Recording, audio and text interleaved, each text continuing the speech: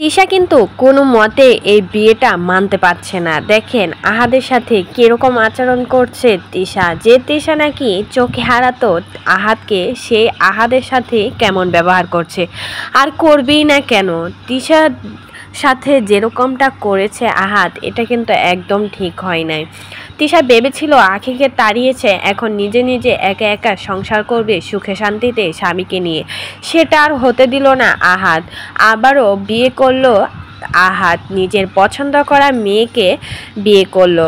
শোনা যাচ্ছে এই মেয়েকে নাকি অনেক আগে থেকে পছন্দ করতো আহাদ। গোপনে নাকি এই মেয়েকে আগেই বিয়ে করে ফেলেছিল, কিন্তু সেটা জানতো না তিশা আর আখি।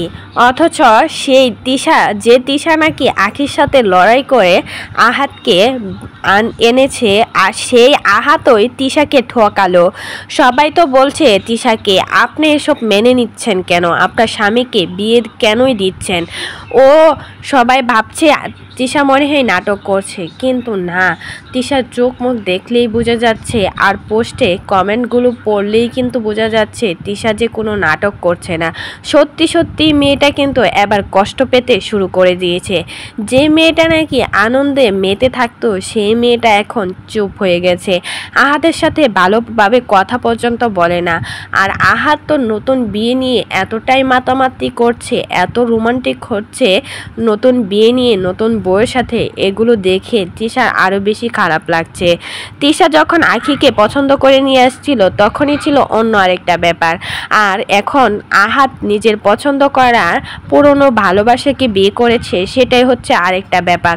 তিশার কান্না মাখা এই ভিডিওগুলো দেখলে তার প্রমাণ পাওয়া যায় তিশা যে কতটা কষ্ট পাচ্ছে আহাদের জন্য।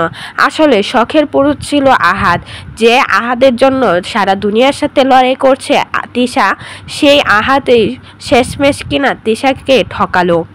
লাইভে এসে তিশা বরগলায় বলেছিল আহাদ নাকি আর কখনো কোনো মেয়েকে বিয়ে করবে না, অথচ তলে তলে সেই আহাদই কিন্তু অনেক দিন যাবৎ এই মেয়েটার সাথে রিলেশন করত, পরকীয়া করতো এই মেয়ের সাথে। শেষমেশ এই মেয়েকে বিয়ে করলো। তিশার একটা ভাবা উচিত ছিল, যে পুরুষ নাকি নিজের প্রথম বউকে ছেড়ে অন্য দ্বিতীয় বউ নিয়ে সংসার করতে পারে, সেই জামাই যে হাজারো মেয়েতে আসক্ত হবে না তার কোনো গ্যারান্টি নেই। এই আহাদ প্রমাণ করে দিল, জামাই, যে জামাই নিজের প্রথম বউকে ছাড়তে পারে, সে জামাই কিন্তু হাজারটা বউও ছাড়তে পারে। তিশা আর আহাদ এটাই কিন্তু প্রমাণ করে দিল। আসলে তিশার সাথে এটা কিন্তু ঠিক হয়নি। আখির সাথে যা হয়েছে তিশার সাথেও কিন্তু সেম হয়েছে। আখিকে বাসা থেকে প্ল্যান করে বের করেছিল আহাদ আর তিশা, শুধুমাত্র আহাদের স্বার্থ পূরণ করার জন্য।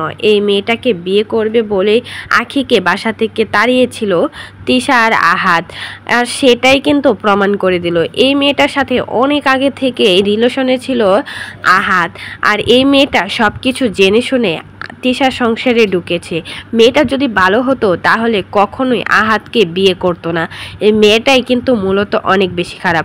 তো এই বিষয়ে যদি আপনাদের কোনো মতামত থাকে, সেটা কিন্তু অবশ্যই আমাদের কমেন্ট বক্সে জানিয়ে যাবেন।